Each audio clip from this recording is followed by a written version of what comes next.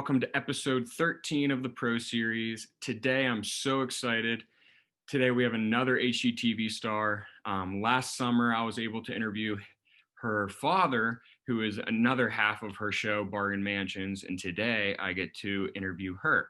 So I'm going to bring in Tamara Day. Can you hear me? Now I can. Awesome. How are you? I'm doing well. How about yourself? Great. Thank you so much for taking time out of your busy schedule to sit down and talk with me today. You caught me at a good time. This is the right time of year to make it happen. Oh, awesome. Yeah, I was so excited because I interviewed your father, Ward, over the summer. We've been on Instagram talking with each other, and I'm like, I need to interview your daughter. So I reached out, and I'm so happy you had time to do that. Happy to do it. This is fun. I know Dad had a good time. Yeah. No, he had he was in his Colorado house or something, and he had like that really beautiful background. Oh, yes. I just have design boards behind me. I don't have mountains. Us designers, that's beauty to us. Right. I wanted to start this off by asking you how you got into design and how Bargain Mansion just kind of came about.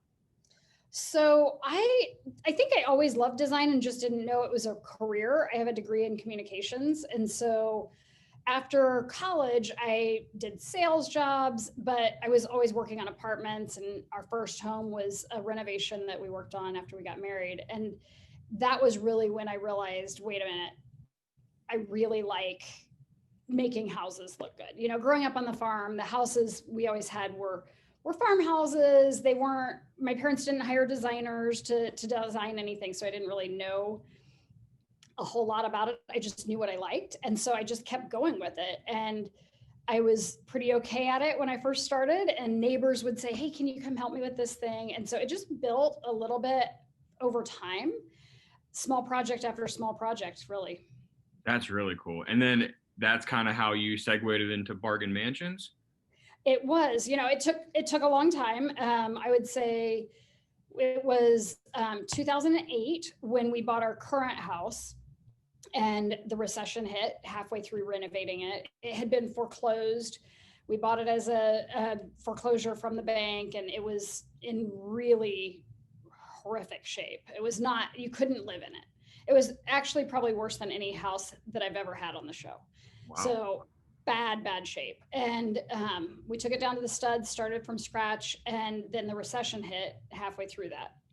We had the roof on, the appliances were ordered, the floors were ordered, everything was on order, and then it was the world coming to the end, right? So I just started doing the work myself, and that was really what launched into the show, because of the recession, I had to do the work myself. I had to figure it out, and I wasn't willing to compromise the style and the look of what I wanted. And so I made it happen on a really good budget. And then again, neighbors saw it, and we also didn't have the money to buy all new furniture. I couldn't just go out and fill it up with pretty things. And so I started estate sailing and buying old furniture, refinishing it. And I started having these big sales at my house twice a year. And we'd have all this furniture that I'd renovated, and have about 1,000 people come through, food trucks and music and the whole thing, and made a big event of it. And we'd sell everything in a weekend and just start over again. And that was how people started seeing my house, which led into people seeing me on social media.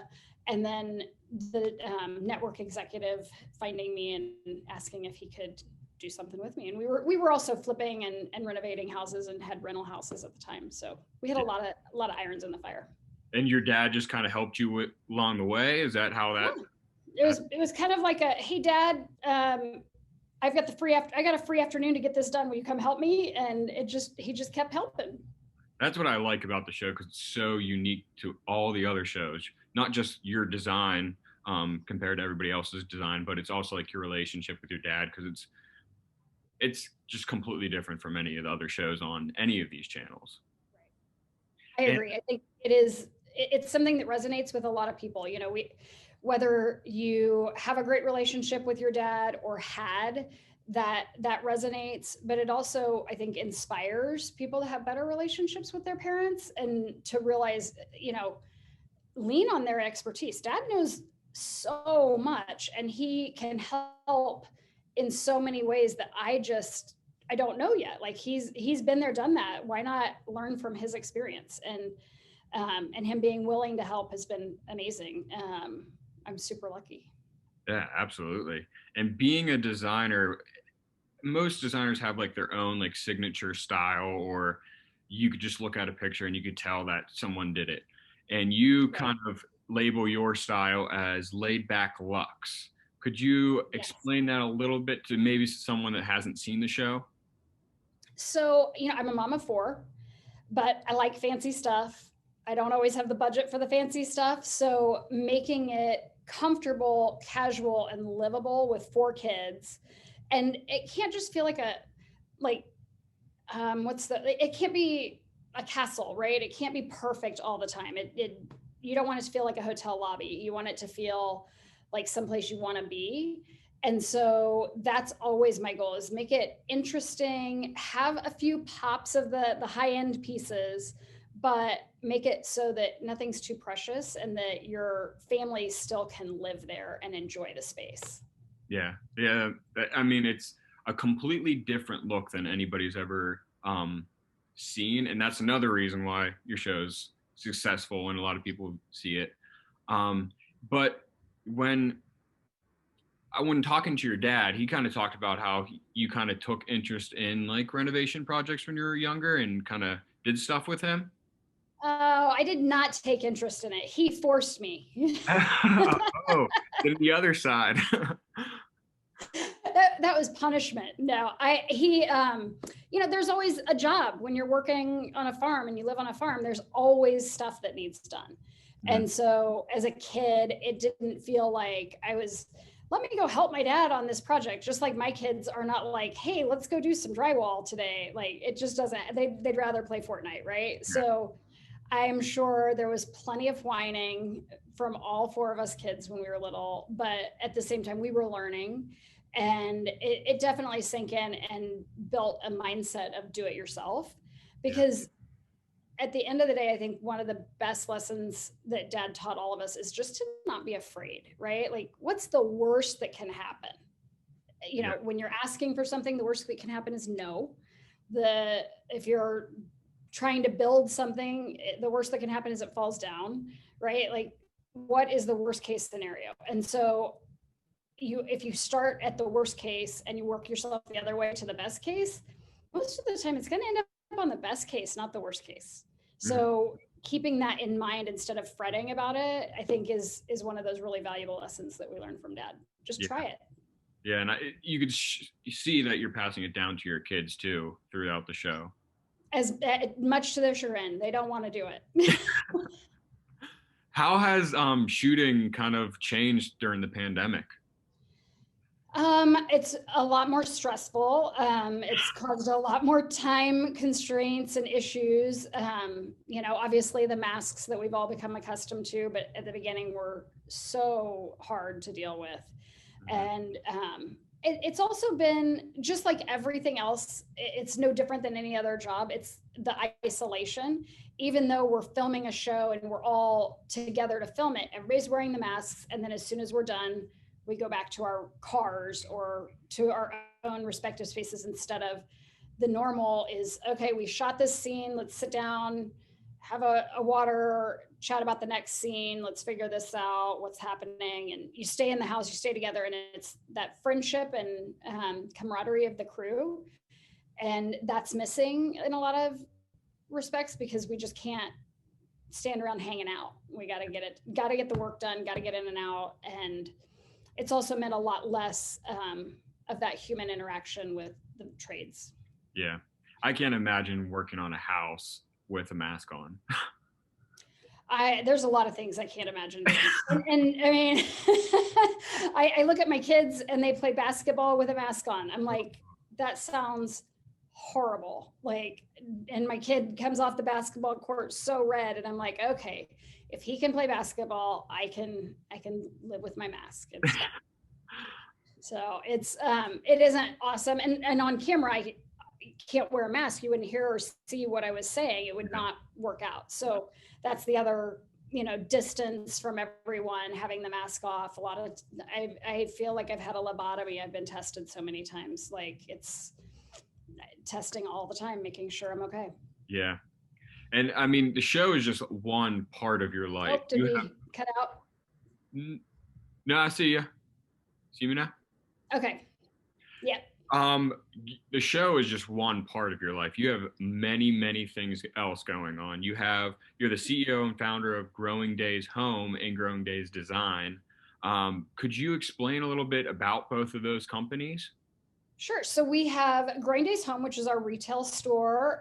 This is, all things Bargain Mansions, a lot of the accessories, the artwork, the lighting that we sell right here in the store, and then online as well at our e-design or on our e-platform for the store. And then we have e-design for people across the country. So we can work locally with design clients in your home, but if you are on either coast, we can also work with you on this e-design platform that is a really cool way to interact. And during this time, it's even working well with local clients that want to stay safe but still fix up their house.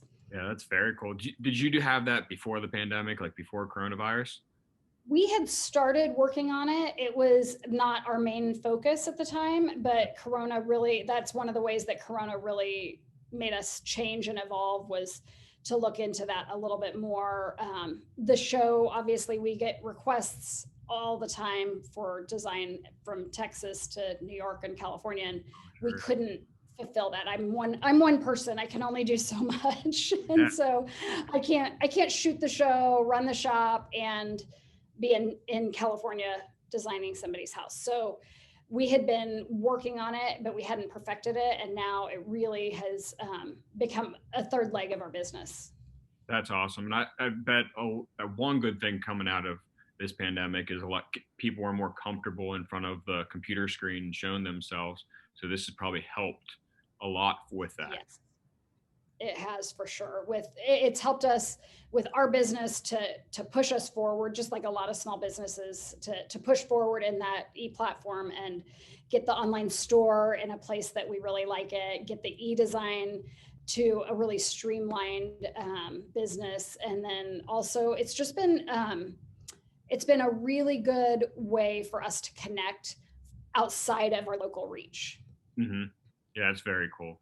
For Thank you. people that are around the world trying to do what you did, like when you started out to start renovating a home or get a home that's a foreclosure that's not livable, what advice do you have for them as they're starting out? So I would say one of the things that I did was I helped other people before I invested a ton of money myself, right? So we'd done our own house, but before I started buying and flipping or buying and renting, I had been hired by several people to help them with their homes. They'd seen the work I'd done on my own house. They wanted me to do it. I did it for a cheap rate, but it was, they got a great value. It took me twice as long, if not 4 or 5 times as long, to design a room 10 years ago as it takes me now, right? So it's taken me 10 years to get to the point that I can get a room done pretty quickly. And so over that time, I think I learned so much. My clients got great value, and that helped me in turn learn. I think if people can find an opportunity to learn while they work and accept that you're not going to get paid top dollar right out the gate, you gotta build from somewhere. I think that's the number one thing. And just, if you love it, study it, right? Like, you don't have to go to school to learn about design. There's so many more platforms now than I ever had access to. Yeah. Yeah. And that's something that a lot of people, I think, steer them away from starting something new is because they don't know anything and they're scared to learn or step out of their comfort zone for that. So that's great advice for that. Yeah. My last question is a thinker. You kind of answered a little bit in the beginning, but if someone was to watch Bargain Mansions right now for the first time, what would you want them? What would you want their first watch to be like? What do you want them to take away from the show? I think one of the things you said is the father daughter relationship. I think is one of the things that does make us really unique, and that having me be the boss, and it's kind of role reversal. I think Yeah. is very inspiring for a lot of women and young girls. I have so many kids that reach out to me and send, I get so many fan letters from kids that have drawn pictures and floor plans, and it's just adorable. That's And awesome. so I think that inspiration that just because I'm a girl doesn't mean I can't do it, right? Like that's not an excuse anymore. There's so many ways that you can do really anything you want to do. And having my dad support me and help me along the way, I think is the most valuable part of watching the show, is seeing how a friendship with your father can really make a difference. Yeah. Yeah. And I see that all watching your show throughout the years. So Thank keep you. it up, keep the show on. I want to make sure, I want to thank you for coming on today. And I want to make sure everybody goes and follows you on Instagram. And that's at Tamara Day. So it's just your name. Yep. And to make sure they download Discovery Plus to watch Bargain Mansions and get caught up. Exactly. So that's been a big question we've gotten for years, is how do I watch the first season? I see the new ones. How do I get the old ones? And now on Discovery Plus, you can literally binge all 28 houses in, it's going to take you time, but Yeah, it'll be worth it. Well worth it'll be it. worth it. But you can easily access it now. It's really awesome. That's awesome. Yeah, well, thank you, Tamara, for coming on today. I really appreciate it, and well, this will be up soon. Sounds great. Thanks Thank for you having me. so much.